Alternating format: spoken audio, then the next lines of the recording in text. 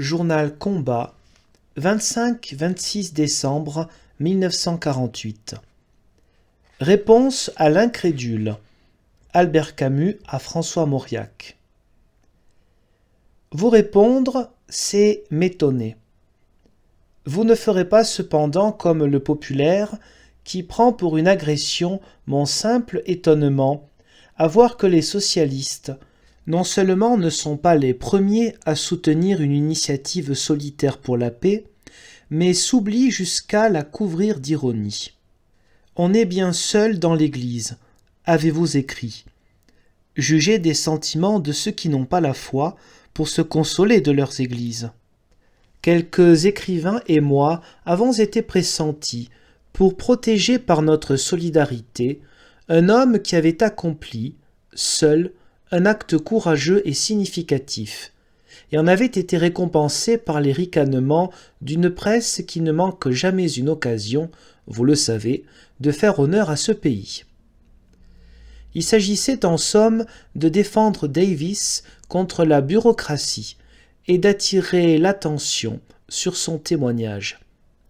Il nous a semblé que nous ne pouvions pas refuser cela. Et tout aussitôt nous voilà Chamberlain, Daladier ou Marcel Déat. Passe encore qu'un de mes anciens collaborateurs de combat écrive, sans apparence de honte, dans Le Rassemblement, que je me repens d'avoir été résistant. Après tout, je sais qu'il n'est pas orfèvre.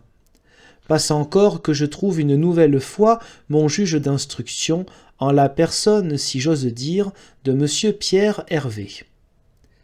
Il est ainsi des vocations irrésistibles, et nous savons désormais que la police est un apostolat. Mais quant à vous, il faut que je m'étonne. Bien que je ne vois pas de raison à la façon dédaigneuse dont vous parlez des intellectuels du comité Davis, je vous concéderai volontiers que la qualité d'écrivain ne suppose pas forcément l'infaillibilité.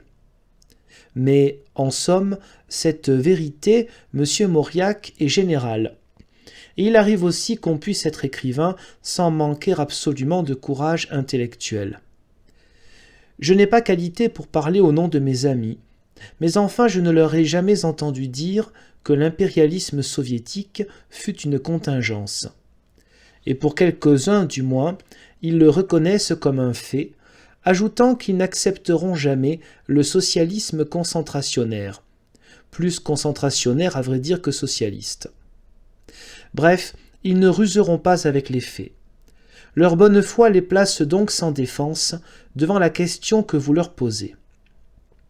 Si Gary Davis réussit à propager ses conceptions, puisqu'il est vraisemblable qu'il ne pourra le faire qu'en Occident, ceci ne risque-t-il pas de précipiter la victoire de l'impérialisme russe?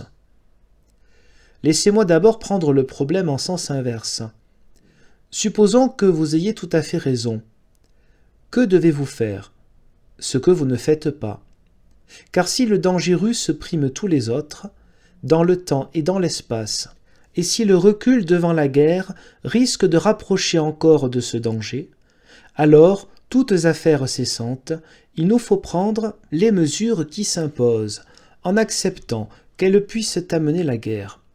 Il faut nous appuyer immédiatement sur la seule force qui puisse freiner les Russes et les arrêter, le cas échéant, c'est-à-dire les États-Unis, dont nous adopterons forcément, avec bonne ou mauvaise humeur, cela ne changera rien, la politique étrangère. Comme les Russes ont placé enfin les partis communistes en avant-garde, il nous faudra combattre le communisme en nous appuyant sur le seul mouvement qui, en France, soit capable de s'opposer par la force au communisme, c'est-à-dire le gaullisme. À ma connaissance, vous ne faites ni l'un ni l'autre, et je ne dis pas cela pour le vain plaisir de vous mettre en contradiction avec vous-même, mais pour vous inspirer une indulgence plus soutenue envers votre incohérence, à supposer qu'elle existe. Dans tous les cas, il faut reconnaître qu'à partir du moment où l'on pense en termes d'impérialisme, d'agression et de tactique, de guerre froide enfin, la position que je viens de définir est la seule logique. Si je ne me trompe, elle est celle des quelques hommes sincères qui ont rejoint De Gaulle. Personnellement, je trouve cette logique inévitable, à partir du moment où l'on pense comme vous. Mais j'ai quelque chose contre ces conséquences, et je vais continuer à développer la position qui devrait être la vôtre. En termes de guerre froide, il faudrait tout subordonner, en France, à la lutte contre le Parti communiste, ce qui suppose quelques limitations à l'idée qu'à tort ou à raison, nous nous faisons de la démocratie. Et tout plier à la nécessité de développer notre puissance militaire, ce qui n'ira pas sans inconvénients pour notre économie.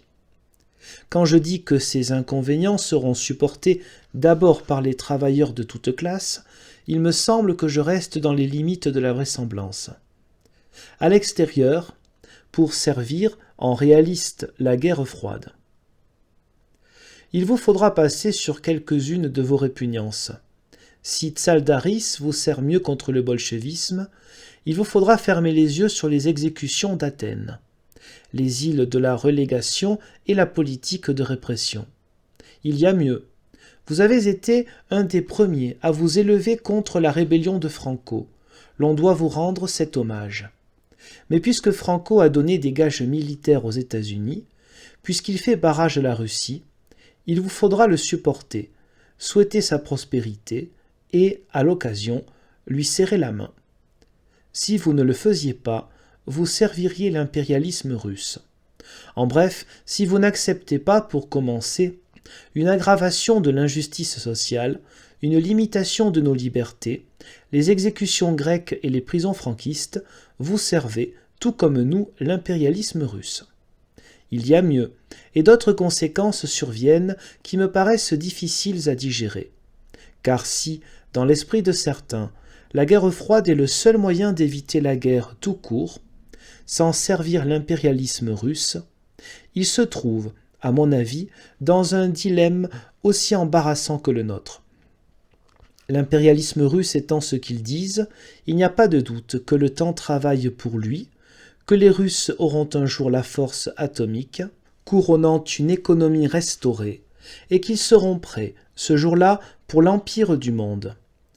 Les partisans de la guerre froide sont donc obligés d'accepter l'idée de la guerre préventive, ou de supporter de s'entendre dire, sans pouvoir se justifier, par des hommes plus réalistes qu'eux, en ne déclarant pas la guerre tout de suite, vous servez l'impérialisme russe.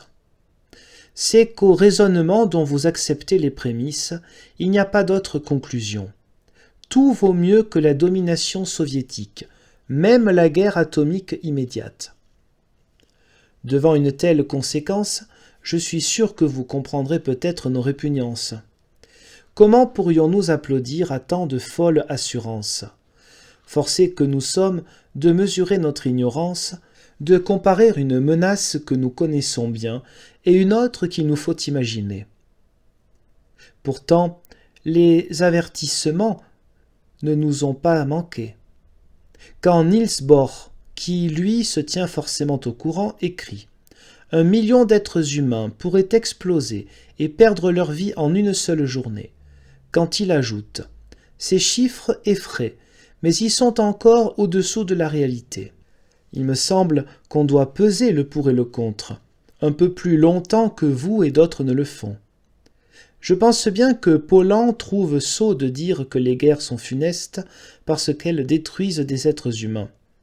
Je m'obstine personnellement dans cette sottise, mais si même nous tenons les morts pour négligeables, il faut bien dire qu'après une série d'explosions de ce genre, notre conception de la liberté aura du mal à s'acclimater dans une Europe éventrée et dans une France dont vous savez, dont tout le monde sait, qu'elle ne se relèvera pas d'une troisième guerre mondiale. Dans tous les cas, un raisonnement qui nous amène à choisir entre les cimetières et les camps de concentration est peut-être rigoureux. Mais la rigueur mise à part, on ne m'ôtera pas de l'idée qu'il doit lui manquer quelque chose. Peut-être, à force de rigueur, nous contraindra-t-on un jour à ce beau choix. Chacun fera ce jour-là ce qu'il devra. Après tout, les hommes de ma génération sont préparés au pire. Et puis il est bien vrai que je ne me sens pas disposé à accepter n'importe quelle paix. Mais il faut savoir du moins que ce que nous ferons ou ne ferons pas, alors n'aura d'importance que pour nous. Les mouettes crient aussi dans la tempête, mais je suppose que c'est pour leur plaisir personnel. Arrivés ici, trouvez-vous toujours utile de charger de vos dédains des hommes qui essaient de découvrir les 2 ou 3 chances qui permettraient de sauver en même temps la paix et la liberté et qui cherchent encore à réfléchir? Car il ne s'agit de rien d'autre. Vous pouvez moquer le grain de sel que Davis cherche à mettre sur la queue de la colombe. Il y a évidemment une façon de s'emparer de la colombe de la paix sans se donner le ridicule du grain de sel. C'est de la foudroyer à bout portant. Cette méthode rigoureusement efficace est sans aucun doute de celle dont Davis ne veut pas. Il s'est refusé à choisir la belle rigueur des machines à tuer et s'est contenté, pour le moment, de mettre en lumière le mensonge et l'absurdité de notre société internationale. Les rêves que vous ou d'autres lui prêtez, vous ne les avez sûrement pas trouvés dans ce qu'il dit ou fait. Vous avez été mal informé, ce qui arrive à tout journaliste. Vous avez l'air de considérer en effet qu'il s'agit d'un objecteur de conscience. Où avez-vous pris cela? Je n'ai jamais entendu Davis dire qu'il fallait refuser toute guerre. Il a déclaré qu'il serait le premier à s'engager comme pilote dans une force de police internationale. Il a seulement jugé qu'il y avait encore une possibilité pour que la guerre ne se produisît pas, et pour que la vraie chance se présentât ainsi de voir mourir seules les tyrannies, au lieu de les faire mourir en même temps que l'Europe. Il a dit ce que tout le monde pense, que le seul organisme qui soit chargé de la paix du monde est stérilisé par le raidissement des souverainetés. Par son geste, il a mis en lumière cette contradiction essentielle. Et il a montré à tout organisme international, présent ou futur, quels devaient être les vrais buts d'une société des nations. C'est tout, c'est énorme, et c'est ce qui nous a paru mériter notre adhésion. Dites-moi seulement qui fera le mieux réfléchir les délégués de l'ONU, s'ils le peuvent encore, l'adresse que vous avez signée avec 500 intellectuels ou le geste de Davis. Je pense que c'est Davis, voilà toute ma raison. Je pense qu'il faut encore essayer de sauver l'Europe et notre pays d'une catastrophe démesurée. Il faut sauver le plus de vies que l'on peut pour préserver les énergies qui changeront peut-être la face de la guerre et de la paix. Puisqu'il ne s'agit pas encore de guerre et de capitulation, puisque la France ne peut se battre sans les armes des autres, je trouve à la fois utiles et décentes toutes les entreprises qui ne parient pas pour une guerre inévitable et qui ne nous amènent pas à choisir entre 2 sortes de honte, celle de la capitulation et celle qui consiste à faire silence sur les tueurs grecs et la répression espagnole. À l'heure où tout le monde est contraint de parier, il me semble préférable de parier pour un espoir raisonnable. Ni Davis, ni ceux qui l'ont accueilli ne prétendent apporter la vérité au monde. Ils savent bien que leur voie finalement est ailleurs, et leur vrai métier. Ils ont seulement poussé un cri d'alerte, selon leur état, et il est bien possible que ce cri soit poussé dans le désert. Mais avant d'en sourire, considérez au moins le sale air de honte et de calcul qu'on voit aux vérités et aux églises qui ont cours forcé aujourd'hui, et vous du moins. Vous surtout, ne nous jetez pas la première pierre.